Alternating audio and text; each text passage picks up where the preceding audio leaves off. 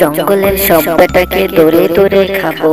জঙ্গলে খাবার সংগ্রহের জন্য ওই তো জঙ্গলের সেই ভয়ঙ্কর ডাইনিটা।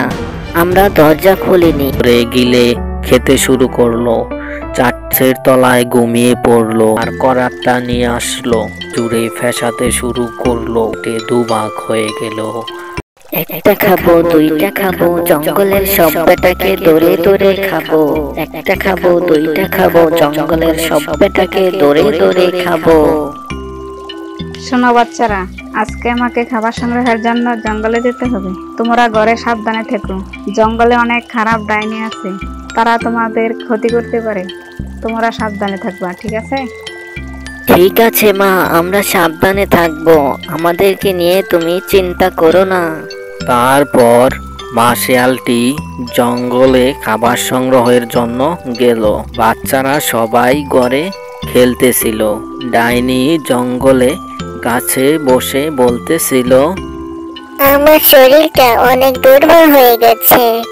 কতদিন হলো বাচ্চাদের কচি মাংস খাই না। দেখি তো জঙ্গলে গিয়ে খুঁজে দেখি কারো কচি মাংস পাই কিনা।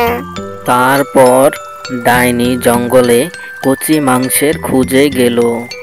অন্যদিকে শিয়ালের সব বাচ্চারা খেলতেছিল। ডাইনি উড়ে যাওয়ার সময় দেখতে পেল, ওই তো জঙ্গলের মাঝখানে একটা বাড়ি দেখা যাচ্ছে। যাই তো জানালা দিয়ে ওকে দেখি কি আছে ওই ঘরে। বা এই ঘরে দেখি শিয়ালের 5টা কচি বাচ্চা আছে। অনেক দিন পরে কচি কচি মাংস খাবো, হি হি হি। বাচ্চারা দরজা খোলো, আমি তোমাদের মা, তোমাদের জন্য জঙ্গল থেকে খাবার নিয়ে এসেছি। কেউ দরজা খুলবা না, দেখি আমি কে। ও মা, এটা দেখি জঙ্গলের সেই ভয়ঙ্কর ডাইনিটা, যার কথা মা আমাদেরকে বলতো। কেউ দরজা খুলবা না, দরজা খুললে ডাইনিটা আমাদেরকে খেয়ে ফেলবে। সবাই চুপ করে বসে থাকো। তারপরে ডাইনিটা তাদেরকে অনেক সময় ধরে দরজা খুলতে বলল, কিন্তু তারা কেউই দরজা খুলল না। পরে ডাইনিটা রেগে গিয়ে বলল, তোদেরকে আমি খাবই, আজ না হয় কাল। আমি আবারও আসবো, চললাম আজকে। তারপর রাতে তাদের মা আসলো। পরে বাচ্চাগুলো তাকে বলতে শুরু করলো, মা, আজকে আমাদের বাড়িতে সেই ভয়ঙ্কর ডাইনিটা এসেছিল। আমরা দরজা খুলিনি, ডাইনিটা বলেছে আমাদেরকে খেয়ে ফেলবে। ভয় পেয়ে না বাচ্চারা, ডাইনি তোমাদের কিচ্ছু করতে পারবে না।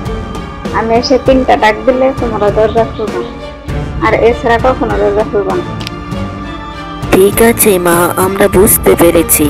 আমাদেরকে এখন থেকে অনেক সতর্ক থাকতে হবে। না, বাচ্চাগুলো দেখি অনেক বুদ্ধিমতী। ওদের সাথে কথা বলে এভাবে পারা যাবে না। আমাকে আমার রূপ ও বয়সটা পরিবর্তন করতে হবে ওদের মায়ের মতো। তাহলেই আমি তাদেরকে খেতে পারবো, হি হি হি। তার কিছুদিন পরে তাদের মা আবারও খাবার সংগ্রহের জন্য জঙ্গলে গেল। পরে ডাইনি বলতেছিল, এই তো পেয়েছি সুযোগ। এই সুযোগ আজকে আর হাতছাড়া করা যাবে না। যাই তো গিয়ে দেখি কচি কচি শিয়ালের বাচ্চাগুলো কি করে দেখি। ডাইনি উকি মেরে দেখলো শিয়ালের বাচ্চাগুলো অন্য দিনের মতো খেলতেছে। পরে ডাইনি তাদের মায়ের মতো রূপ নিয়ে তাদের দরজার সামনে দাঁড়িয়ে বলতেছিল, বাচ্চারা দরজাটা খোলো, আমি তোমাদের মা বলছি। আমি তোমাদের জন্য খাবার নিয়ে এসেছি, দরজাটা খোলো বাচ্চারা।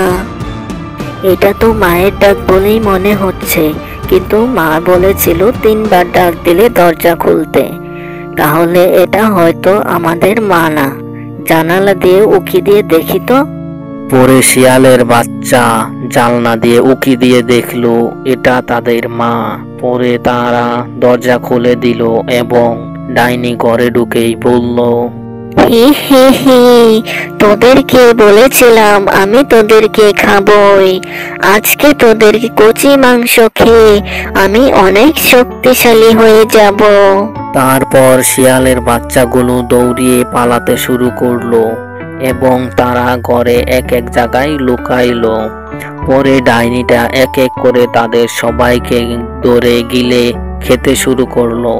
4টি বাচ্চাকে খেয়ে আর একজনকে সে খুঁজে পেল না। পরে বলল, আমার পেটটা অনেক ফুলে উঠেছে, আর খেতে পারবো না। আরেকটা বাচ্চা থাক তাহলে, পরে আরেকদিন ক্ষুধা পেলে ওই বেটাকে খাবো। চলে যাই আজকে। পরে ডাইনিটা সেখান থেকে চলে গেল। বাচ্চা শিয়ালটি পরে বের হয়ে বয়ে বয়ে বলতে শুরু করলো, দাদারা ও বোনেরা, তোমরা কোথায় গেলে? আমার একা একা যে অনেক ভয় লাগতেছে। মা, তুমি কোথায়? তারপর তাদের মা তাদের দরজা ভাঙ্গা দেখে দৌড়ে ঘরে যেতে শুরু করলো। বাচ্চারা, তোমরা কোথায় গেলে? বাচ্চারা, তোমরা কোথায়?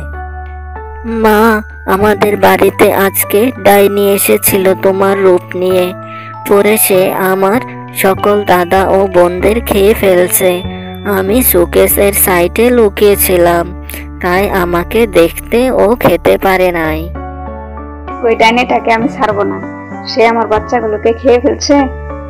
আজ আমি তার একটা হেস্তনেস্ত করেই ছাড়বো। চলো আমরা জঙ্গলে গিয়ে ডাইনিটাকে খুঁজি। তারপর তাদের মা ডাইনিকে খুঁজতে জঙ্গলে গেল। অন্যদিকে ডাইনি বলতেছিল, অনেক দিন পরে আজকে অনেক মজা করে কচি মাংস খেলাম। পেটটা দেখি অনেক ভারী হয়ে গেছে, চোখে অনেক ঘুম চেপেছে। আজকে ঘুমাইতে হবে আমাকে এখনই। পরে ডাইনিটা গাছের তলায় ঘুমিয়ে পড়ল। কিছুক্ষণ পরে মা শিয়ালটি এবং তার বাচ্চা শিয়ালটি ডাইনিকে ঘুমন্ত অবস্থায় দেখতে পেল এবং বলল, তুমি দাঁড়াও, আমি দৌড়ে গিয়ে আমার করাতটা নিয়ে আসি। আমি আজকে ডাইনিকে শেষ করে ফেলবো।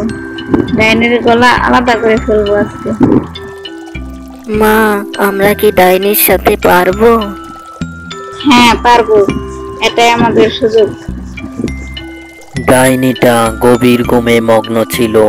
তারপর মা শিয়ালটি দৌড়ে তার বাসা থেকে তার করাতটা নিয়ে আসলো। শোনো, তুমি আমার করাতের ওই পাশে ধরবা আর আমি এই পাশে। আজকে ডাইনির গলা কেটে 2 ভাগ করে ফেলবো। তার কত বড় সাহস, সে আমার 4টি বাচ্চাকে খেয়ে ফেলছে। ঠিক আছে মা, আমি করাতের ওই পাশে দৌড়তেছি। তারপর তারা করাতটা ডাইনির গলার কাছে নিল এবং তারা জুড়ে জুড়ে ফেসাতে শুরু করলো। পরে ডাইনিটার গলা কেটে 2 ভাগ হয়ে গেল আর ডাইনিটা সেখানেই মারা গেল।